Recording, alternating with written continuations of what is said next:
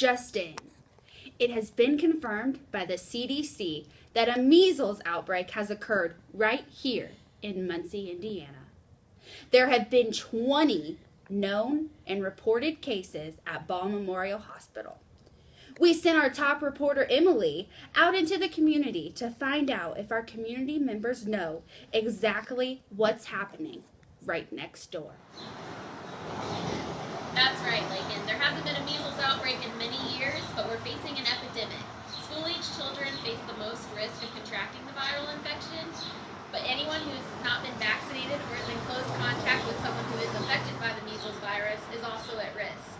I've been walking the streets of Muncie today talking to pedestrians about the problem that we face. Earlier today, I talked with Jordan, who lives here in the community. She gave me her thoughts on the problem.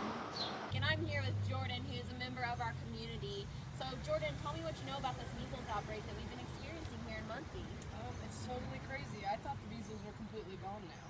A lot of people think that the measles were eradicated, but that's not actually true.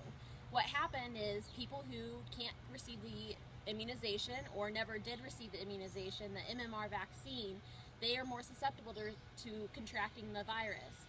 When there are still a few cases, just a few people can catch it and it can kind of take on and kind of grow in the community. So Jordan, if you were to contract the measles, do you know what that would look like? I don't. I think it's a rash, maybe? That's right. So basically when someone contracts the measles, they're going to get a rash all over their body. They're going to be pretty tired, some fatigue. Emily, how do I get the measles?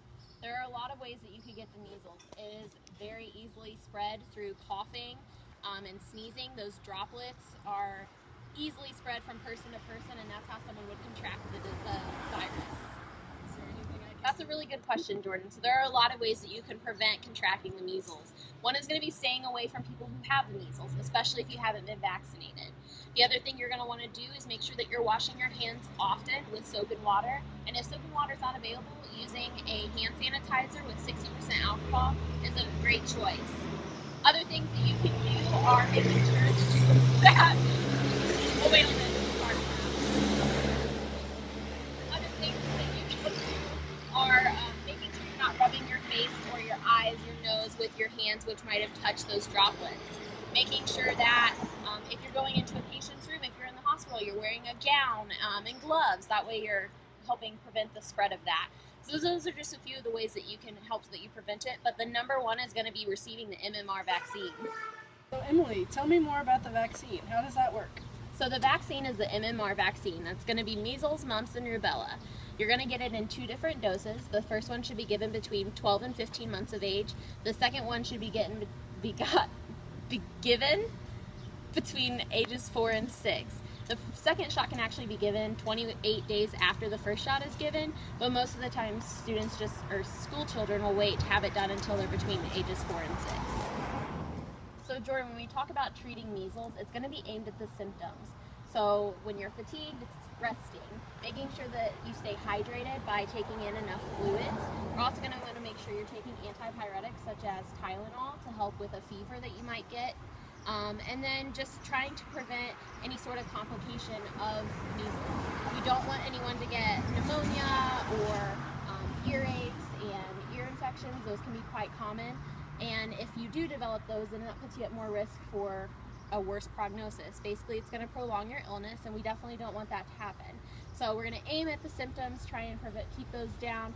We're also going to try and prevent the spread of the illness by staying away from those who aren't vaccinated, making sure that those who are around the person with measles are doing plenty of hand washing and things like that, and then also just making sure that we avoid those complications. Tell me, do you feel like you have a better understanding of measles now? I do. I feel like I've learned so much today. Thanks, Emily. You're welcome.